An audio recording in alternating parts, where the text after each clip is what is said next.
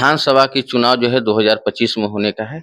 इसमें power star Pawan Singh जो है वो क्षेत्र अब घूम रहे हैं और उनकी पत्नी ज्योति सिंह जो है दुर्गा पूजा और दिवाली में आई थी, जो हर एक पंडाल में घूम कर के माँ दुर्गा का आशीर्वाद ली थी। तो कयास लगाया जा रहा है कि पवन सिंह की पत्नी वो अलग चुनाव लड़ेंगी और पावर स्टार पवन सिंह वो अलग चुनाव लड़ेंगे।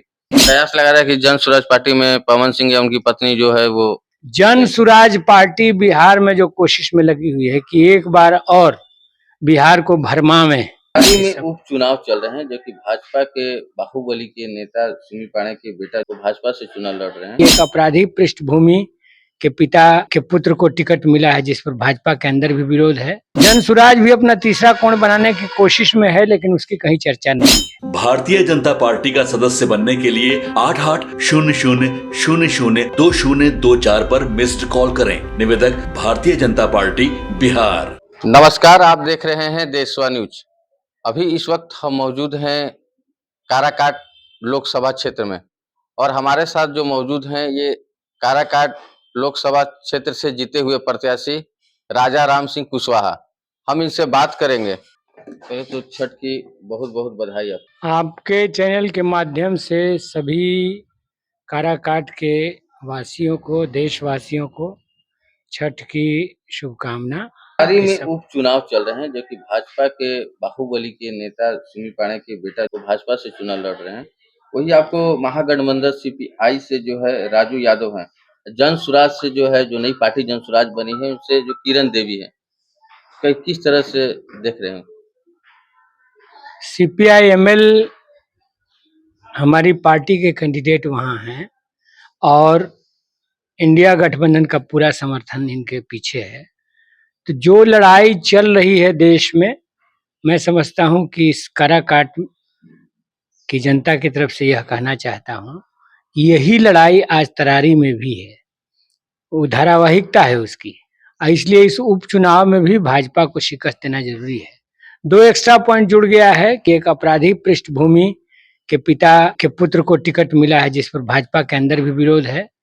और दूसरी बात यह है कि अगियाओं में जो गरीब के बेटा की सदस्यता जिस तरह से खारिज की गई थी, तो वो अभी काम पूरा नहीं हुआ है। तरारी की जनता से हमारी अपील होगी कि वे उस अधूरे काम को पूरा करें भाकपा माले को जिता करके।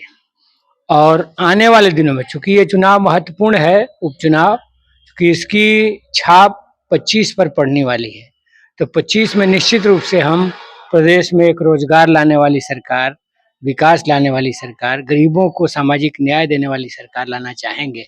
इसलिए इस उपचुनाव में भाकपा माले को, इंडिया गठबंधन को वहाँ के मतदाता विजयी बनावें। जहाँ तक स्थिति का सवाल है तो स्थिति बहुत साफ है। वहाँ हमारी सीट रही है बहुत पुराने समय से और इस बार भी राजू यादव निष्कंटक जीतेंगे। 2 पोल की लड़ाई है। जन स्वराज भी अपना तीसरा कोण बनाने की कोशिश में है, लेकिन उसकी कहीं चर्चा नहीं है।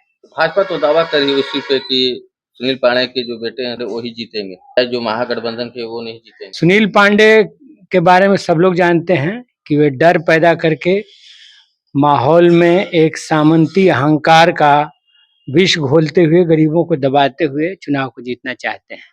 और इसीलिए तमाम गरीब गोलबंद हैं। समाज का गरीब वर्ग एकताबद्ध है, मध्यम वर्ग एकताबद्ध है।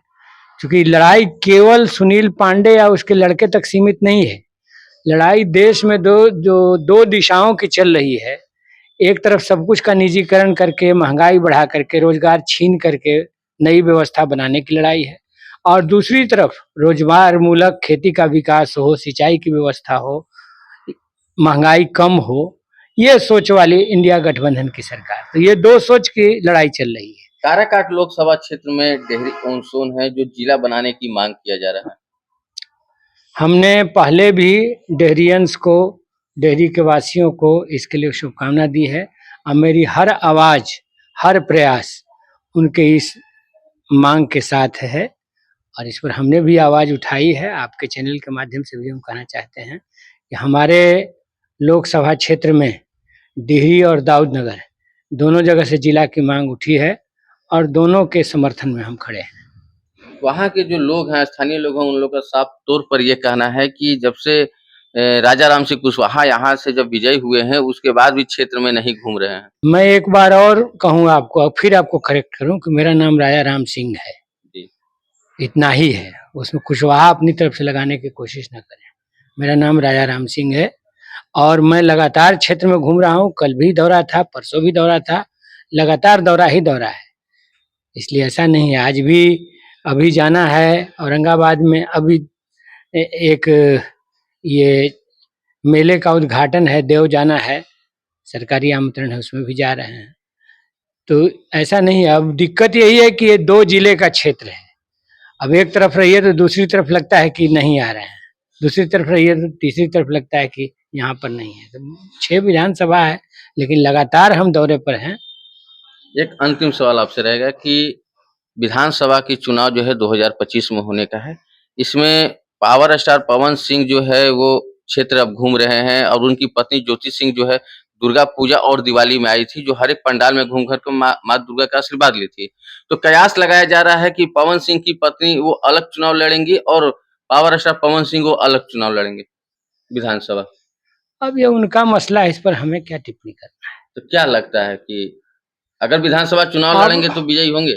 मैंने कोई निजी उनसे दुश्मनी तरह की बात थोड़े है, लड़ रहे, सबको लड़ने का अधिकार है। उस समय जब वो पार्लियामेंट में भी टिकट लेके आए थे तो हमने यही कहा कि भाई लड़ने का अधिकार, चाहे कलाकार हो, मजदूर हो, किसान हो, यही तो हमारे लोकतंत्र की खूबसूरती है कि हर कोई अधिकार है कि वो चुनाव लड़े। तो किस तरह से आप देखते हैं कि जिस तरह से लोकसभा चुनाव जब पवन सिंह लड़ रहे थे तो वो हार मिली उनको, तो अगर विधानसभा चुनाव लड़ते हैं तो क्या लगता है?